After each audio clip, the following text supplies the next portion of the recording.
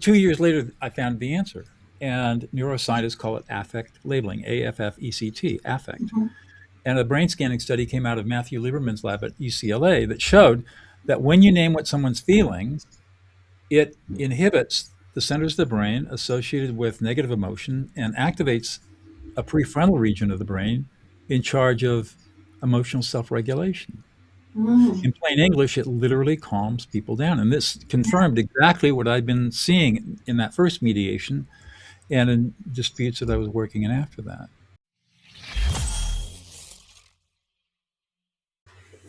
Hello, everyone. This is Jen Foster with the Elite Expert Insider Podcast, and we are really excited today to bring you Doug Knoll. So imagine walking into a windowless concrete room inside a maximum security prison. And in front of you are 15 cages, each holding a shackled former gang member. And your job is to teach them how to stop fights and violence. That was one of the assignments that my guest, Doug Knoll, has taken on as a lawyer turned peacemaker. And Doug has trained leaders and teams to de escalate conflict in seconds. From prisons to governments, he's the author of the book Empathy Leadership that's coming this fall, and he has other books we're going to be talking about today. So, welcome, Doug. Thank you, Jen. Great to be here. Tell us a little bit about your background, and I know I said you're a lawyer, but tell us a little bit about what practice you had and what you did before you got into Sure. the prisons. So I grew up in Southern California, and after high school, I was admitted to Dartmouth College. So I went Ivy League, Hmm. spent 4 years at Dartmouth as an English lit major. In those days, if you didn't go to med school, you went to law school. Yep. So I came back to California, went to law school, did well academically, and then ended up clerking for a year for an appellate judge. And after that, entered private practice in 1978 with a firm here in Central California. The firm groomed me as a trial lawyer. They didn't groom me. They threw me into the deep end of the pool. At the end of October, I hadn't even been with the firm for 6 weeks, and I was trying my first civil jury trial. Oh, wow. And that's how I started. And I started trying cases as a commercial and business trial lawyer. And I tried probably for the next 22 years. I tried over 200 different cases in all different venues, arbitrations, jury trials, bench trials, all kinds of stuff. I was pretty hardcore. Yeah. Through a series of events that I won't bore you with, I realized that although I was very good at being a trial lawyer, it was not my calling. Hmm. And in mid-career, I went back to school and earned my master's degree in peacemaking and conflict studies. And in Wow. 2000, I left a very successful law practice, left $10 million on the table, and walked out in 2000 to form my own mediation and peacemaking practice. And that's probably the best decision of my life. So now I'm a mediator, and I'm getting called into these very high conflict cases involving disputes involving some millions, hundreds of millions of dollars. Business conflicts, partnership disputes, governance disputes, board of directors disputes. And none of these disputes are amenable to litigation. Hmm. Litigation would destroy the business or the wealth. So they needed somebody like me to come in and help them out. And one of the things one skill I did not have was the ability to calm people down. Because it can get heated and escalated really fast We've seen it all the time. and then And turn into something you don't want it to turn into. that's right. So here's what happened. In 2005, I was mediating a very small case, $18,000 in controversy between ex spouses, but they had each spent $50,000 in attorney's fees trying to destroy the other. And again, to make a long story short, I got them to start naming and listening to their emotions. What are you feeling right now? Name what they're feeling. Hmm. And at the end, after 3.5 hours, they settled the case without me. They just settled it.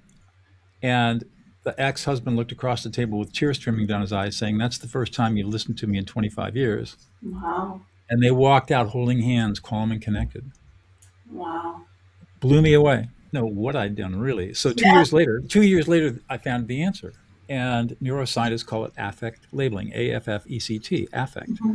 And a brain scanning study came out of Matthew Lieberman's lab at UCLA that showed that when you name what someone's feeling, it inhibits the centers of the brain associated with negative emotion and activates a prefrontal region of the brain in charge of emotional self-regulation. Mm. In plain English, it literally calms people down. And this confirmed exactly what I'd been seeing in that first mediation and in disputes that I was working in after that. Yeah. And so you're So leaving them to name the feeling for themselves? Like, both, you're, both. okay. So I would, if you were upset, Jen, I would say, okay, we'll just play with it. So Yeah. I want you to imagine it something that happened in the last couple of weeks Mhm. where there was some emotionality and upset. And Yeah. tell me the Yeah. story. Like an argument or just, So tell me the story. yeah. I think it was just escalating. So my nephew and I were talking. He's moved just recently. And I was trying to listen to what he was saying, but I was also making like a shake. So it's loud. So I raised my voice. So he raised his voice. And There you then go. it And got so more and more. And then I you felt like he was pointing fingers at me, and I probably was so probably you pointing felt fingers at him. you weren't feeling heard by him. You felt Yeah. invisible. Yeah. It started to get you angry and frustrated. Mhm. And the more he didn't listen to you, the more disrespected you felt. Yes. And it just got you angrier and angrier. And so you started counterattacking, but that Mm-hmm. didn't make you feel any better. You were just doing it because you didn't have anything else to do. And finally, it was just a big blow up. When you think back on it, it was a little embarrassing that you lost control like that. Yeah. And And it was both of us. He did for too. both of you. And it was really upsetting and distressing because Yeah. you both like each other and get Yeah. along. And so it was a difficult situation that wasn't handled well, caused some significant upset. Yeah. And so if you were there, you would have asked us, how are you feeling right now? And I was said, so Jen, actually, what was your nephew's name? Conrad. Tell us what Jen's feeling right now. And he would say, oh, she's really angry. Yeah. She feels really upset and she's frustrated and she doesn't feel heard. She feels invisible. She feels ignored and disrespected. And that's really distressing to her. Mhm. And then I would say, and you would do exactly what you're doing. Yeah. Yep. And then I would tell you, okay, Jen, tell us what Conrad's feeling. And you would say, Probably all the same feelings that exactly. I'm not You listening. have exactly the same feeling. Yeah. So you'd say, so Conrad, you're That's feeling really upset. unheard. You don't feel heard. You feel invisible. You feel disrespected. Yeah. And it really pisses you off. Yeah. And you're frustrated and upset because you really don't want to be arguing with me. Mhm. All you really want is to be heard. Yeah. And it And the just argument would have been over with. calms it down. Calms it right down. You can feel it. You feel how much Yeah. calmer you are now? Oh yeah. So that's your brain doing the work. And every human brain is hardwired to respond this way. So you can calm any fight or argument in literally 90 seconds, Mm. doing exactly what we just Mhm. did. Yeah. And it works on every human brain. You Mhm. cannot help yourself. Even if you wanted to stay mad, you couldn't stay mad if I started listening to and naming your emotions because you'd immediately go into that relaxation response. And And that's why it's so powerful. and does it matter if the other person is telling you how you feel, or if you're telling yourself how you feel, or does it It, work it, better it, if it works both ways. okay. So technically, if you're labeling somebody else, I call that dyadic affect labeling. If you are labeling yourself, I call that self affect labeling. You can calm your own self down. So let's try this. So think about that argument and now just say to yourself, I was angry. I was pissed off. I was frustrated. I didn't feel heard. I felt invisible. I felt completely disrespected. I felt unappreciated and unsupported. Mhm. You see how you calm down? So we use a you statement when we're naming somebody else's feelings, and we use an I statement when we name our own feelings. And we use I statements to calm ourselves down, and we use you statements to self-regulate, to regulate somebody else's emotions, to calm them down. Yeah. And Awesome. that's the foundational skill. And I have deployed this, as you said in the introduction, I've Mhm. deployed this in places as dark as maximum security prisons with people coming out of gangs, like those 15 men in cages you mentioned, Yeah. and at the Congressional Budget Office, where I train analysts how to de-escalate members of Congress and staff, just by naming what people are feeling. And does anyone ever say to you like, I Sure. don't want to name, It's a I don't great, want to say how I'm feeling, or who do you think you are, my therapist? or if someone's saying you must feel this way, or do you feel this way? Is You this an don't, accusation, or is it like no. you So, are feeling? You have first to of all, say it calm. it's really simple. It's you feel. Okay. That's all you say. You don't use I statements. You don't use passive voice. It seems like you're angry. That's Mhm. passive voice. Don't do it. What I think you're feeling is anger. Don't do that. That's that old active listening stuff that doesn't work. Right. So it's a very direct you feel. Mm-hmm. Now, there are always three basic pushbacks. Number one, what if somebody says, gives you pushback, says, don't Yeah. do that to me, or who do you think you are, my therapist, or don't name Yeah. my emotion? All right, it does happen, but it's pretty rare. Yeah. When it does happen, pat yourself on the back. You did a good job. You just did too good a job, because what happens is we all have we have a mask around us where we hide who we really are Yeah. from almost everybody. When you name somebody's feelings, you penetrate through that barrier like a superhero, and now you're right there in their space, their intimate private space where they don't let anybody in. And what are they going to do? They're going to have a fear reaction. Holy crap, what are you doing in here? And get Yeah. out of here. And what you do, you just were too aggressive in your labeling and naming emotions. All you do is stop, wait 15 minutes, and then label the emotion with a throwaway. Frustrated. You're really frustrated. Don't say anything else. Pause. Wait. Mm-hmm. And they won't even know you're doing it if you do it, if you're nuanced enough. So that's number one. Number two, what if I'm wrong? What if I wrong? Boy, I'm afraid I'm going to name the wrong emotion and really mess things up. No, not a problem. First of all, you're never going to be wrong, because our brains are, again, hardwired to accurately, efficiently, and quickly read the emotions of another person. And this goes Yeah. back to evolutionary biology. This evolved over 2 million years. Yeah. And we have this ability, we never use it, but we've got it. Mm-hmm. And all you have to do is just rely on what your feelings are. On You'll human be nature, right. yeah. But even if you get it wrong, Jen, you're really angry. I'm not angry, I'm frustrated. They're going to tell you. Okay? So you say, Yeah. oh, you're really frustrated. And you feel unsupported and unheard and disrespected. Yeah. And it really pisses you off. Yeah. What's going on? That when they say, I'm not angry, I'm frustrated, they can't process the anger yet, because they're still disconnected from their prefrontal cortex.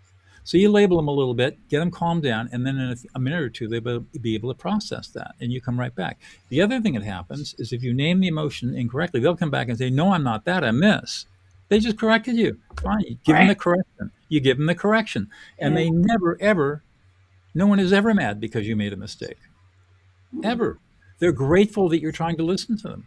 Yeah. And then they're acknowledging their feelings because they're saying That's how they right. feel. That's Mhm. right. So that's number two. The third one is, boy, that is the rudest, most patronizing, manipulative, arrogant thing I've ever seen you do, when you interrupt by telling them what they're feeling. The interruptions. And that's a very common observation. That also is wrong, because what people are doing is they are applying the rules of conversation to the rules of listening. Listening is not conversation. Right. And there are different rules that apply to listening. Number one of which is name as many emotions as you possibly can, and it's okay to interrupt. When I was naming your emotions, I interrupted you 3 or 4 times, Right. and you didn't feel it. You didn't feel put off or like I was being rude No. at all. No, And not at all. so what happens is the challenges to learning how to do this. It's easy. It's an easy technique. You feel, and basically all you have to do is learn the basic emotional words that people experience, and you're good to go. It's not the skill that's difficult. It's all the mental and emotional baggage we have built up from our upbringing as children and from our culture gets in the way of us really truly listening to each other. And once we overcome that baggage, get rid of it, then this becomes transformative. You'll never have a difficult conversation again. You'll never allow a fight or argument to spiral out of control. You'll Mm-hmm. build intimacy and safety and trust and loyalty, because people are desperate not to be right, not to be vindicated. More than anything else, they're desperate to be heard, Yeah. to be listened to. And nobody fills that need. Yeah. I can see that this works in all situations, not just in business or in leadership or in prisons or fights or How old, how government, old are you? How but old are your children? so my nephew's 19 and Okay. Do you have any children of your I have own? children. They're 25, Oh, 23, and adults. 21. Okay. All right. So But I can see this working next time on when you talk to younger your, kids too, they're for adult sure. children, they're adults now. That's great. Yeah. This will work beautifully. But if you're listening to this and you're a parent of younger children, 2, 3, 4 years old, Hmm. this is what the research shows. If you label your children's emotions when they're starting at 2, 3, and 4, by the time they're 8, their grade levels ahead of their peers academically. Because what's happening is, as you act as their emotional coach, helping them name their emotions, you're helping that part of the brain mature. Most parents don't do that. Most parents invalidate their children's emotions. Yeah. Remember, you can remember when you were 2 or 3 years old and you were running around outside, you fell over, skinned your knee, and started to cry. What were you told? Don't cry. You're fine. Don't cry. You're okay. It doesn't hurt. Exactly right. That All is emotion. opposite of what you're really feeling. That's right. And so what are you told? You're being told emotions are bad. Emotions are evil. Emotions are not welcome here. Do not be emotional under any conditions. Yeah. That's what you're being taught. And so what do? At about 6 to 8 years old, we learn that the universe is an emotionally really unsafe place to be. So we shut down. Yeah. And we become performative. We learn how to put on a good front, but we're never authentic. Because to be authentic is to lose connection, because we're going to get chastised or crumpled by an adult. Yeah. And so we carry that into adulthood. And then when conflict comes up, as it always will, we don't have the skills or the tools to deal with conflict effectively. And so we get into these fights and arguments that are never ending. Or even worse, we get polarized like we see today in our country. And that gets even worse. And that leads to violence and dehumanization, which leads to even greater evil. And the antidote is to simply name what people are feeling. Yeah. And it changes everything. And you feel or I feel. You feel, if I would say you feel to you, I feel to myself. And the emotions, I teach emotions come in layers. So whenever we have emotions, we never just have one emotion. We usually have 6, 7, 8 of them. And they come in 6 layers, 7 layers. And the layers are anger, disrespect, fear, disgust, shame, sadness, and abandonment. Those are the 7 layers of negative emotions. And for almost all circumstances, you only need to have the first 2 or 3 layers. So you're angry, frustrated, pissed off, annoyed, irritated. You feel disrespected. You don't feel like you've been treated fairly. You don't feel heard. You feel invisible. You don't feel appreciated or supported. And then in the fear emotions, you're anxious, afraid, worried, concerned. That's it. Yeah. If you just those 15 words will carry you through 95% of everything you're ever going to see, because humans have a very limited repertoire of emotions. And what looks like chaos is actually very predictable. Yeah. And it becomes really easy to work with once you figure it out.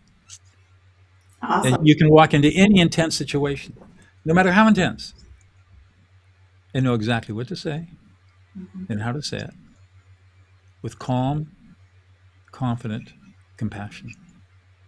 I love that. Never get triggered. Yeah. So everyone needs to rewind or go back about a minute and listen to that one more time so that you have it in your repertoire, so you know all the different emotions and the layers. Yeah. Awesome. It's amazing how it works. And it's life transforming in every possible, whether it's in your personal life, your intimate life, in your business, professional life. It changes everything. Yeah. Can you tell us a story of a time that you mitigated by using those statements in a I'll tell you a story that I tell a lot. It's the first story I heard in prison back in 2010. So my colleague Laurel Coffer and I co-founded Prison of Peace, and we started training women in the largest, most violent women's prison in the world, which was here in California, back in 2010. And we had been training these women for about 5 weeks, teaching them the foundational skills of mediation and peacemaking. And we walked into this dingy conference room for a day of training. And over in the corner, there was a woman who was sitting and kind of quietly sobbing. Really unusual behavior. This is not usual in a prison. So we walk over. Laurel kneels down next to her and says, Sarah, what's going on? And she tells us this story. She says, I'm serving a 25 to life sentence for a fatal DUI. I killed a family of 4 as an alcoholic drunk driver. Wow. Before I came to prison, I had to give up my 3-year-old son to my sister to raise. And I've written to him every week for 18 years. He's never called, he's never visited, he's never written back. Last week, But I thought about what he must feel emotionally having an imprisoned alcoholic killer as a mother. Mhm. And I thought about his emotions: abandoned, Mhm. betrayed, rejected, unloved, angry, frustrated, deeply hurt. So I wrote him a letter describing to him all his feelings. And today, for the first time in 18 years, I received a letter back from him. And at the bottom of the letter, he said, "I love you, Mom. I'm bringing my girlfriend, and we'll come visit you in 3 weeks." And her hand was shaking. She was holding the letter, and I could see where the tears had stained the ink, run the ink. And her thumb was over the word love, like she didn't want to let go of it. She couldn't believe it was real. Wow. And that's when it hit me. Wow, this stuff is amazing. Wow, that's If awesome. we can create that kind of transformation Yeah. in prison, Mhm. imagine what can happen in your life, in your kitchen, in your marriage, Yeah. on your executive team. And just her realizing that if she just acknowledges how he feels, and All we that's want to do, all he that's probably wanted, right? all we're desperate for. We're just desperate Yeah. to be heard and validated. That's all we Mhm. want. Don't have to agree with anybody. That's a great And story. it's powerful. Very I got a powerful. lot of, I've got Yeah. hundreds of Makes stories, me but emotional. that's the one I like to tell the What a most because mom. Yeah. it was the first one, and Yeah. it's super powerful. It got you crying, huh? Yeah. I get emotional pretty easy. Yeah. So yeah, it was really cool, and she's out now Yeah. and doing well. So That's good. Wow. Yeah, that's a great story. And I'm sure that you probably touched it and helped a lot of lives in prisons and out by just this little technique that it actually sounds really simple. It's just a matter of when you're in that heated discussion, can you remember to do it? right, exactly, and it's practice. It's like riding a bicycle. You have to be able to. You just practice it, and you'll get it. And I tell people, practice this in a really safe place. I don't want you to jump into the deep end in a big fight or argument with your husband or wife and start this because you won't have the skill to do it. Yeah. Start off really gentle. Go to Starbucks, order your coffee, and then look at the barista straight in the eye and say, "You're really happy today." Just that simple little positive affirmation, and watch what Mhm. happens. When you're at the grocery store, you go to the clerk, say the same thing. They're usually surly and tired, right? They're Yeah. bored out of their mind. You say, "You look really happy today," and just be really open and watch what happens. Yeah. And then when you're at a restaurant, your server comes up. "Hi, my name is Doug. I'm your server tonight." "Hey, Doug, you look really happy tonight," and watch what happens. Yeah. And do this over and over again. You can do it And three, four, five they're times either a going to week. agree or they're They're, going to disagree they're and see how they always really going to feel. they're always going to light up with happiness and joy because somebody has recognized them. Yeah. You need to see that yourself to see the power of this. And then once you start getting that positive affirmation that people really like to be heard this way, then you have the confidence to take it a little deeper. Try it with some friends. Next time you have a conversation with your friend, don't do the usual conversation thing. Just tell them what they're feeling as they tell you their story about having a tough conversation with a mother-in-law or whatever, right? Yeah. And tell them what they're feeling. And then as you get more and more experience, you can go into more and more difficult situations. For But those that I think have you, it's a really big skill to have because, like you said, we grew up kind of pushing emotions down, or I never know how to react to someone who is dealing with death because I haven't dealt with death in my life that much. But even if so it's just like a pet or something, and it's like, what do I say that's to right, them? grief, Yeah, grief. grief. I don't know So what to what's going on say. with grief? So let me get, this is really interesting. Grief, so that's the second to the bottom, sadness, grief, Right. loss, be it really feeling lost. But it also goes to the bottom layer, which is you feel abandoned and rejected and all alone. Hmm. But grief also has an element of anger. I'm Yeah. really angry that my dog died and left me Hmm. behind. I'm angry that he died and left me here. Right. So in grief encompasses all of our emotions. And Mm. all you have to do is just go through and label them all. You don't have to say, "I'm so sorry for your loss," which is not, that's a worthless Doesn't phrase. help. Does not help. All you have to do is label what they're feeling. And that will do more good than anything else. It'll help them process that. Yeah. And that's how you handle grief, or actually any other emotion. But grief is a big one. Anger and grief are two big Hmm. ones that we all experience. That's really good. Tell us a little bit about your book that's coming out Yeah. in the fall. So I've written 5 books. 4 books are out. Number 5 is coming out in September. I got really interested earlier, about a year ago. I started reading. I saw headlines coming up in all the business press, Inc. and Fast Company and Forbes and in Business Insider, and everybody's talking about empathy and how important it is. And none of the people that were writing these articles, these journalists, knew what the heck they were talking about. And actually, they were feeding information that is wrong. Mm. And so I got really interested. Why is that? And so I started doing the research, and I came across the empathy paradox. And the empathy paradox is this: business leaders, this is a survey in 2024, 72% of CEOs surveyed, there were thousands surveyed in this, said that they would never practice empathy because it would make them weak. There was an earlier survey in 2018, a study done on 15,000 emerging leaders. And the one skill that was the determinant of leadership success was leadership empathy. Yeah. The one thing that leaders want: loyalty, they want retention, they want productivity, they generally want people to be happy. Those things that they want, there's only one skill that gets them there, and that's empathy, and that's the one skill that they reject. Mm. So my 5th book, called Empathy Leadership, examines all of this. Mhm. And I write about how modern leadership theory and modern leadership practices is built on edifices that are myths, such as the myth of rationality. There's no such thing as rationality. But if you think that all of your team members are rational players and rational actors, you're making a huge mistake. And I talk about nervous system leadership.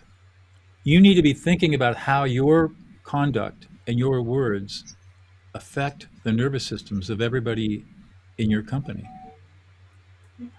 And then I go through and start teaching skills, including the primary skills, affect labeling, learning how to listen to and reflect emotions. And I show how conversations completely change. I take vignettes of very common situations that leaders face, where there's conflict or upset, and show the normal way of dealing with it, which blows everything up, Yeah. and the correct way to deal with it, which calms everything down, restores relationship, and builds trust.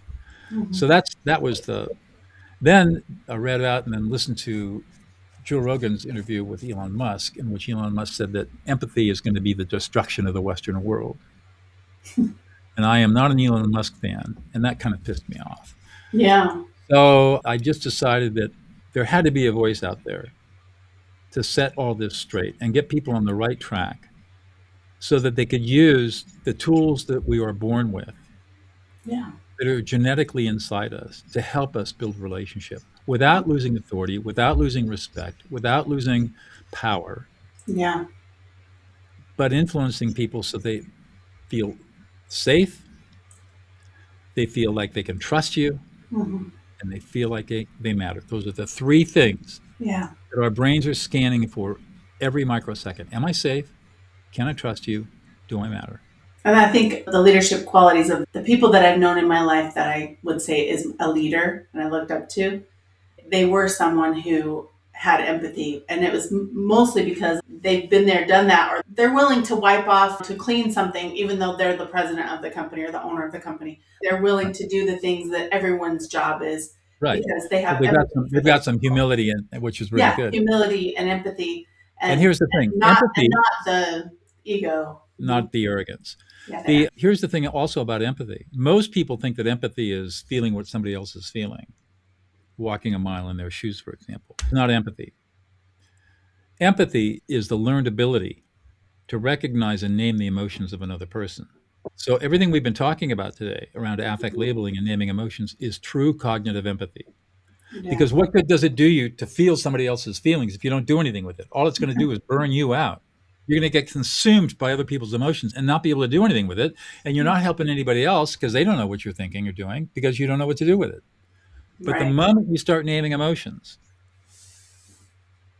now you're demonstrating from the other people's frame of reference that they are understood and heard at a deep level and that you get it without saying that you get it. And that is what empathy is. And that's why it's so powerful. I love that. So that's what the fifth book is all about. Yeah, well, tell us, when is it coming out? Comes out September 8th. You can pre-order it now. Go to your anywhere you want to buy books online, Barnes and Noble, Books a Million, Amazon, everywhere. Empathy Leadership. Empathy Leadership. Doug Knoll, Empathy Leadership. Doug Knoll. Okay. Yeah, in fact, I was just on Amazon the other day. I had to order a copy of my fourth book, De-escalate, for somebody, and I said, there it is. Awesome. I love pre-orders. That's great. Yeah. Well, we'll wrap it up. What's one last thing you want to tell our listeners today about empathy leadership or about affect labeling? Let me just say this. If you've been listening to this and this intrigued you and you want to learn more, I built a webpage. It's the only people that are ever going to get to this webpage are people that are listening to this conversation right now, because it is not SEO'd, it is not publicly available, just for everybody who's listening. And the URL is dougknoll.co, not .com. The website is .com, but the URL is dougknoll.co/elite experts, all one word, okay. Elite experts. Don't put a space between E and experts, so it'll give you a 404 error. Elite experts. And on that page, you'll find you can download a free ebook that describes everything that I'm talking about. You can order my fourth book, De-escalate.